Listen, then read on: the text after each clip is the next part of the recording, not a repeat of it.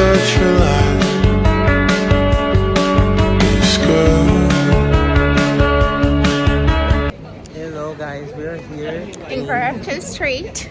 Grafton Street. It's Niall's first time in Ireland, and that's his aunt that lives here for the past 6 years. We gotta show him the city. Almost Irish. Are you excited? Yes, I am. I'm really excited to meet this historic city. So let's go. Hello fellow travelers. Join us as I guide my nephew for his first visit in Dublin. Our first stop was the Stephen's Ring Shopping Centre, opened since 1980. The structure is iconic, featuring domes, white ironwork, a massive glass roof, and a giant clock.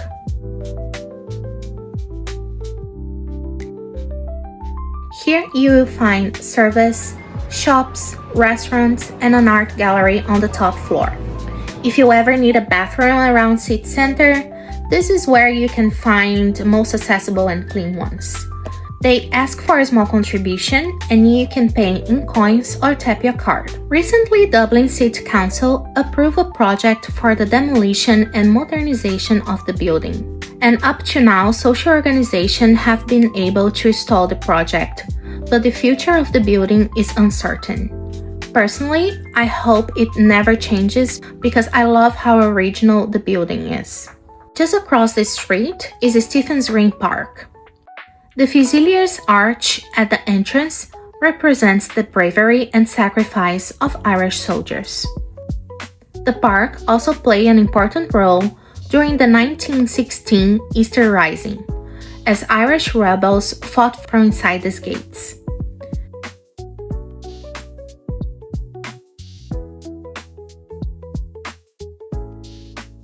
The park lies in the heart of the city and is a greenscape amidst the rush of the daily life.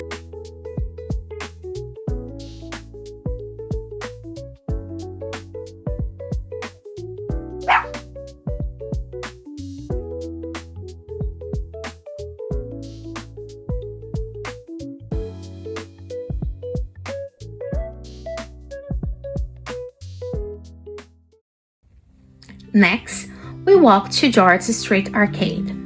This red brick Victorian Gothic market, opened in 1881, was Ireland's first purpose-built shopping center. The architecture is a British design and features a soaring glass and timber roof. It's a beautiful alternative space where you can find trinkets, crafts, food stalls, vinyl shop, and even tarot card reading.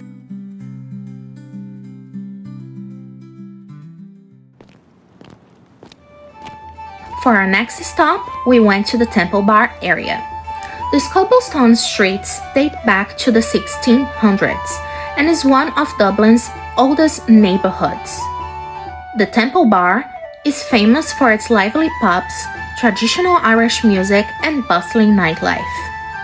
In the early 1980s, the government planned to transform the area into a bus terminal. Thanks to the community, the plan was rejected and the area preserved. Can you imagine that one of the most iconic streets in Dublin almost didn't exist? We kept walking to cross the Happening Bridge, the first pedestrian bridge in the city. It got its name from the half-penny toll you had to pay to cross it.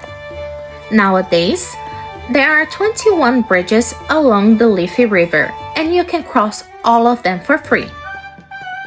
The Liffey River divides Dublin into the south side, even numbers, and north side, odd numbers.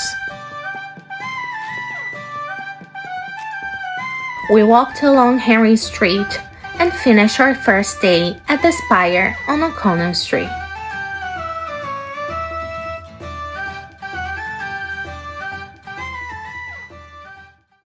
Day 2 started at Herbert Park in Ballsbridge.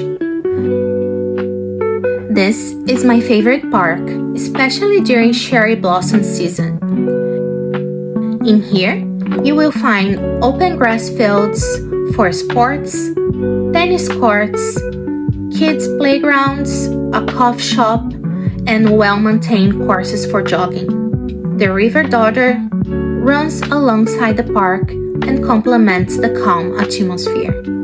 There is a lively bird life activity. In the ponds, you can see swans, ducks, storks, herons, and more.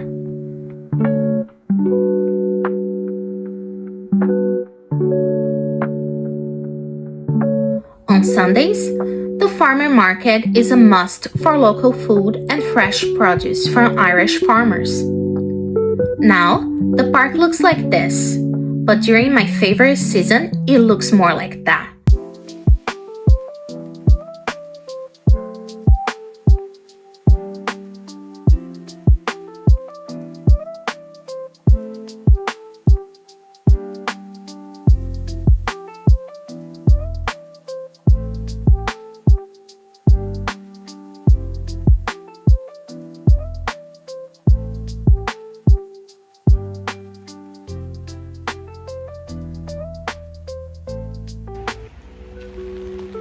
So of course we are in Ireland and it started raining, so we had to leave the park.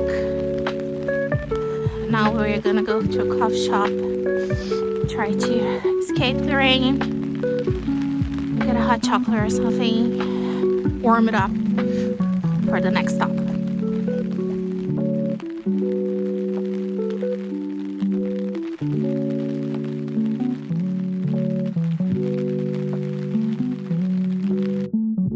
We escaped the rain at the Cool Hand, my favorite coffee shop.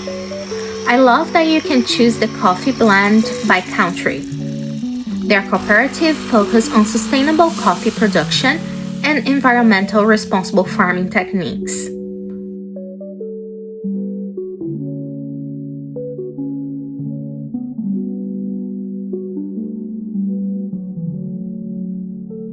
And of course they are pet friendly. Pucci always gets a treat from the staff and they are always very welcoming. Their Brazilian blend is a little taste of home for me. Always a good treat.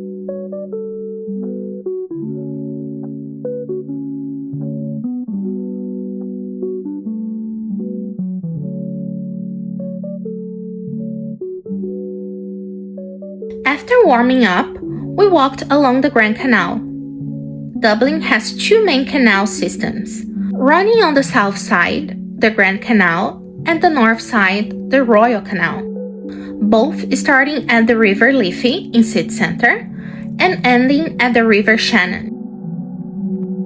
Built in the 18th century, these man-made canals played a crucial role in Dublin's economic growth, serving as commercial routes for transporting goods before the advent of rail. Today, they act as green corridors, supporting biodiversity and providing a peaceful leisure space for the community. At night, we went to PantiBar on Capel Street for some drinks. The queer pub is owned by PantiBar, Ireland's most famous drag queen and activist. It's incredibly inclusive and great energy. If you are 30 plus like me, arrive early for the chance to get a table.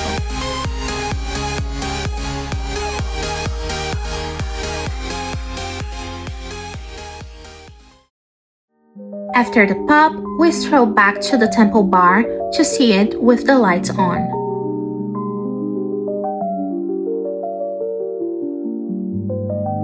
We finished the night by crossing the Millennium Bridge that was installed in 1999 to celebrate the new millennium. At night, it is lit up in rainbow colors.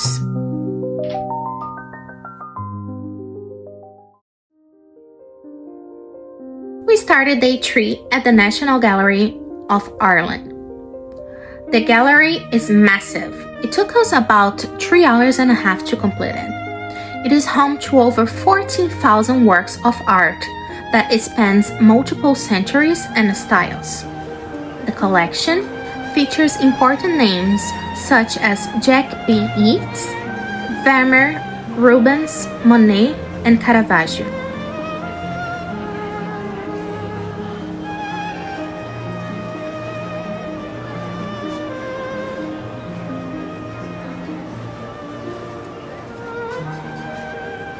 The original 19th century building impresses with its elegant neoclassical architecture, grand columns, and spacious galleries that create a dignified atmosphere for the artwork.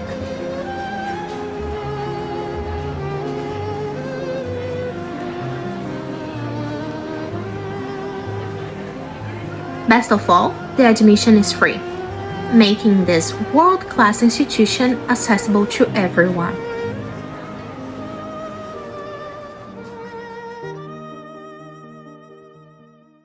The next stop was the Chester Beatty Library, another fantastic free attraction, and they even offer free lockers. The library, opened in 1950, is entirely based on the personal collection of American mining magnate Sir Alfred Chester Beatty, who donated his extraordinary collection to the Irish people.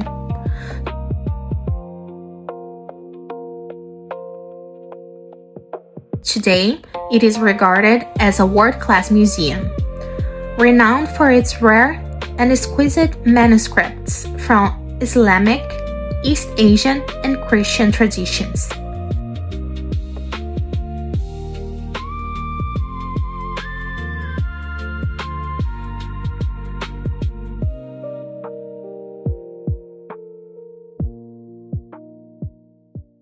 Once we finished our visit, we walked through the garden in front of the library and then headed towards the grounds of Dublin Castle. Unfortunately, by the time we arrived, the castle was already closed, so we just spent some time exploring the surrounding area. The castle has been established in 1204 and it has been the seat of British administration for centuries. Later, it became a symbol of Irish governance. Its rich history and impressive architecture makes it a must-see landmark that bridges Dublin's medieval past with its modern identity.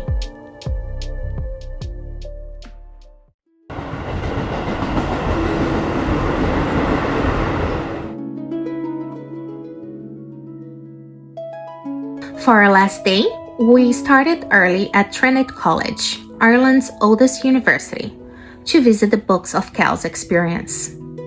The visit is divided into 3 parts, beginning with a collection of artifacts used by the monks, including manuscripts, ancient relics, and tools. Informative posters guide visitors through the artifacts' creation, history, and cultural significance. The book itself contains the 4 Gospels of the New Testament, hand-drawn and decorated by Celtic monks, blending Christian iconography with intricate Celtic motifs. In the second part, we enter the Long Room Library, built in 1712 and considered one of the most beautiful libraries in the world.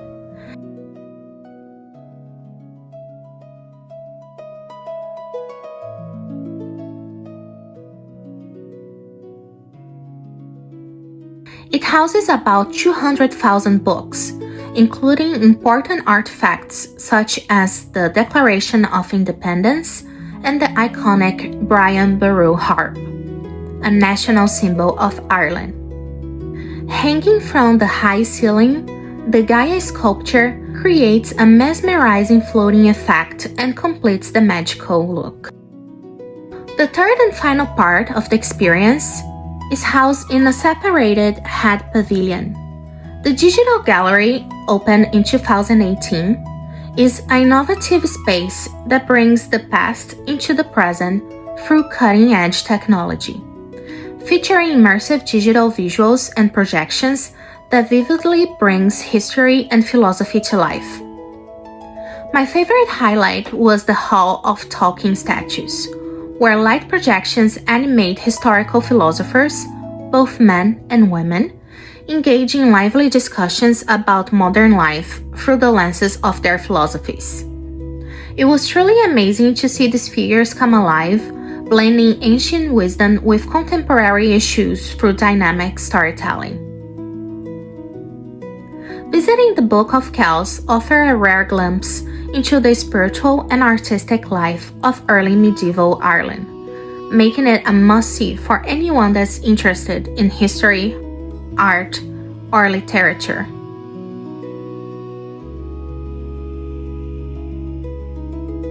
Tickets cost about 26 euros, and we took about 1 hour and a half to complete the entire experience.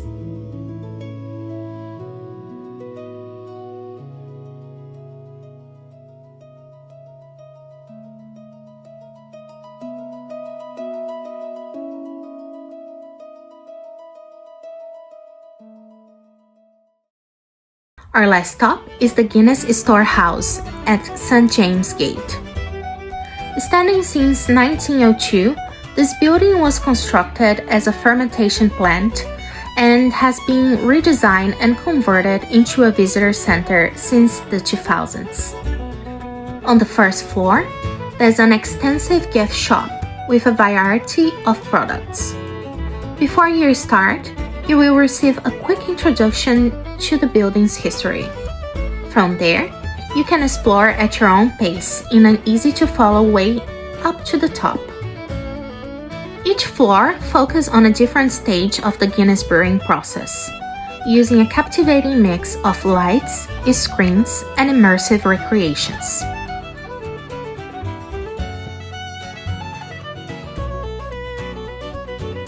I was particularly impressed by the installations. The blend of modern technology like lighting and projection with interactive art makes it a complete experience.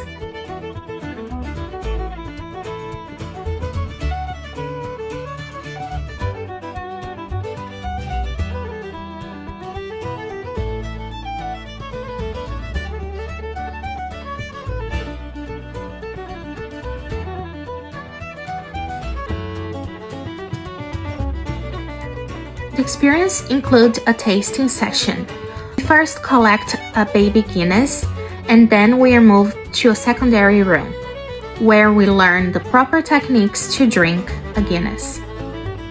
And they even teach you how to cheer in Irish.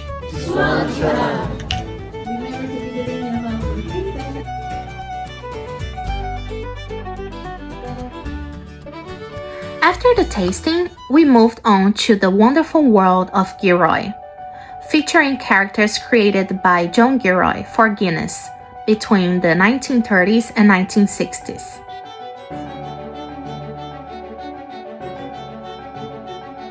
These campaigns feature illustrations of zoo animals, such as turtles and chickens, with slogans like, "My goodness, my Guinness."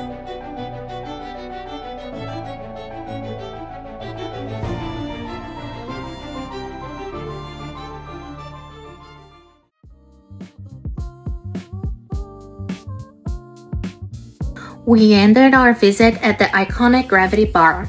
A full pint of Guinness is included with the ticket, and we paid about 30 euros. The entire bar offers 360 degrees views across Dublin. From there, you can see the Wicklow Mountains and the Sugarloaf Peak in the distance. We truly enjoyed the entire experience. And that was 4 days in Dublin with my nephew.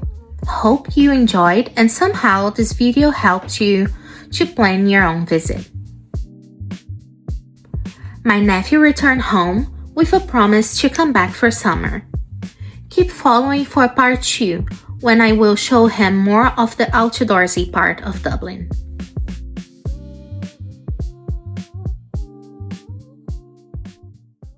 Thank you for watching. I'll see you soon.